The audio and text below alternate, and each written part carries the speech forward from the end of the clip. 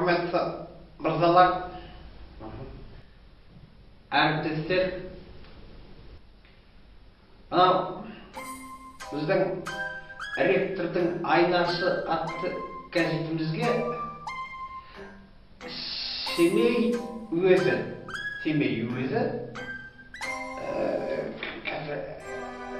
Шыңғыс болысының тұрғыны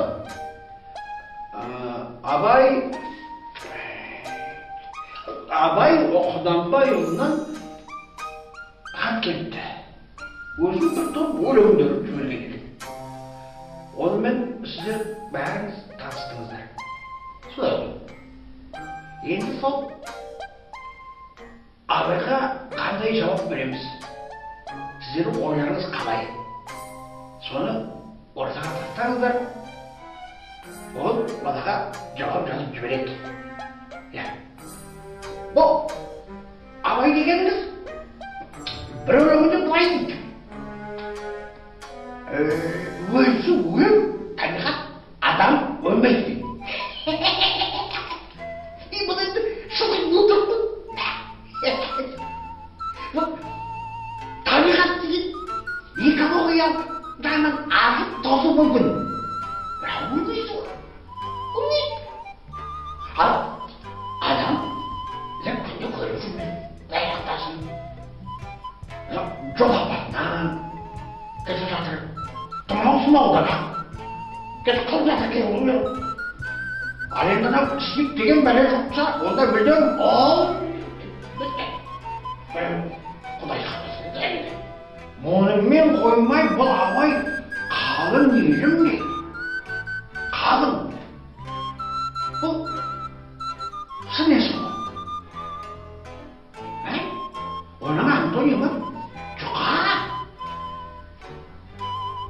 Бұл Абай оны сан есім ретінде қолданып тұрады. Бұл сөйлеске қате. Оның қате екенін мен кеңестер одағы кезінде осы филфакты сырттай оқып бітірген дипломмен қоса жақындалған профессорлық аттестатымды қолыма ұстап тұрып дәлелдейді. Сонымен қоймай мен мынау алғашқы тәуелсіздіктің бастапқы жылдарында ғалымның бәрі күн көре алмай тентіреп, базарда сауда жасап кеткен кезде университетті бітіре сал студенттерге дәріс берген адаммын мен. Бұл не деген сөз? Яғни мен білем. Әміл Абайымды білмейді. Масқара ғой.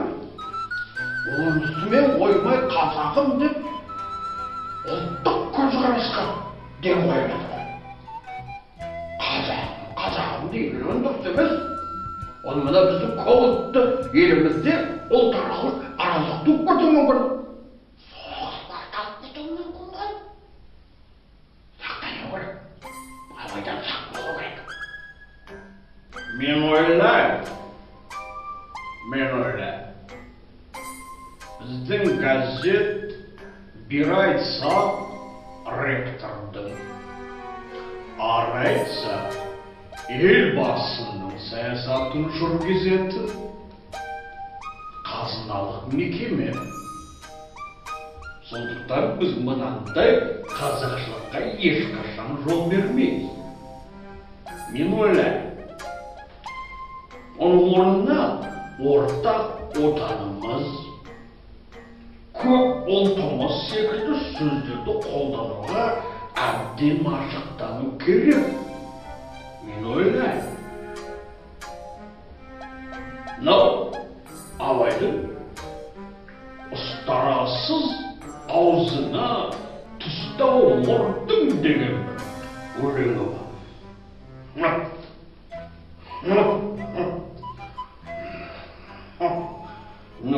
Енді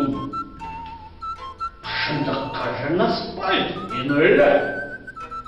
Қазір не көп? Ұстара көп.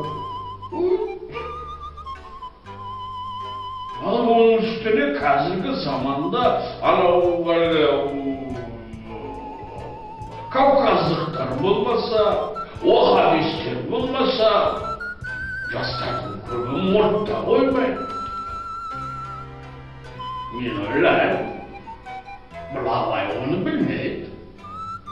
жоқ, ең масқарасы тастың алмай мұны абай. Қараңыздар, басына би болған өңкей қиқым. Өңкей қиқым. Мінеки, бұзан жолда елдің сиқым. Ал, бұл не? Сонда бұл депутаттарға, акционерлік қоғамдардың президенттеріне, және шетелдік инвесторлардың басшыларына тиісіп отырғанда, қалай десек те қазіргі заман басына би болғандардың өзін-өзі басқару заңы емес пе?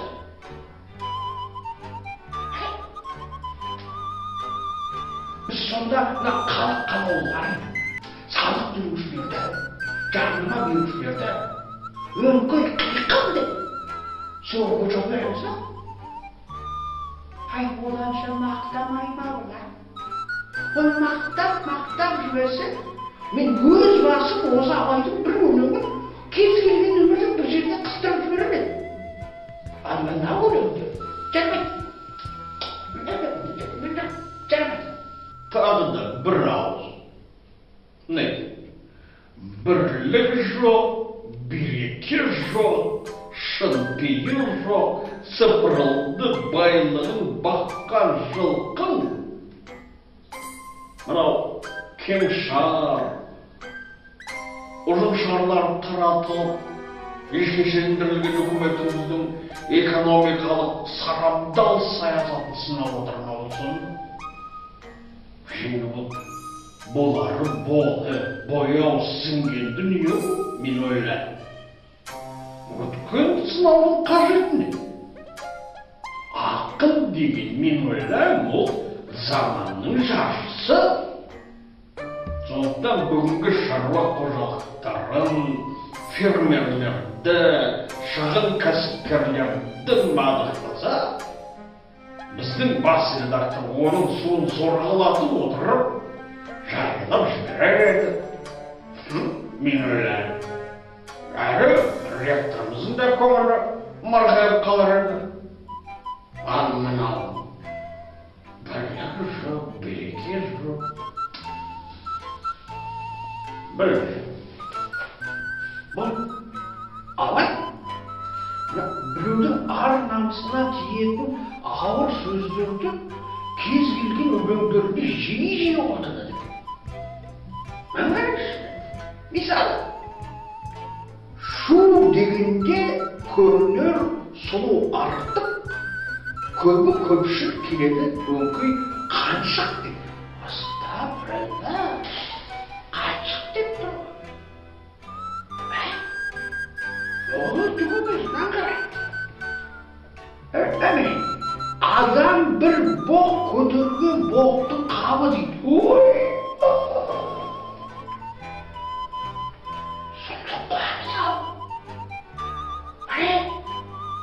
Донық байдың қатының атын шәріп дейді. Ой, айналып көтендері. Осындай жаман сөздердің аяған жүгі болмайды оңдарды.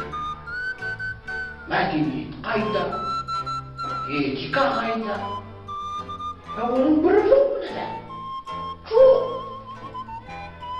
Қараңғы бұл өлеңдерді мысалға, ертең біз газетке берсек. Оны бізде мынау Мияугүл ханым оқыса, не болады? Ол мына абайын сотқа береді. Сотқа береді. Содан кейін сот оны өкіртіп тұрып, 60.000 теңге айыппұл төлетеді. Оны 15 сүйеткіге қамап қою мүмкін. Содан кейін үйіне барып, анау төлей алмаса, соттың орындаушылары бар ма? Үйіндегі азғантай малын тартып алып кетеді. Мына қиын заманда, ауылда тұрған жаңағы абайдың азғантай малын алып кетсе, өзі қайтып күн көреді. Былай болсын ағайын. Бұл абайға айтайық. Бұлай ашшы жазуға болмайды. Сен айналайын, қалаға көшіп кел. Қалаға көшіп келсең, сенен 1-2 жылда әжептәуір ақын шығаруға тырысып көрейін. Ауылда жүріп, ақын боламын деп, атақты боламын деп, әуреленбей-ақ қой дейік та. шешелік. Сонымен бұл мырзалар осы ойларын түгел жазып, Семей уезіне Құнанбайұлы Абайға хат жіберіпті. Сол хат біздің қолға түсті. Хаттың сыртында екі бұрыштама бар. Біріншісінде мекен жайы толық емес деп жазылыпты. Ал екіншісі, мұндай адам Семей өңірінде тұрмайды делінген.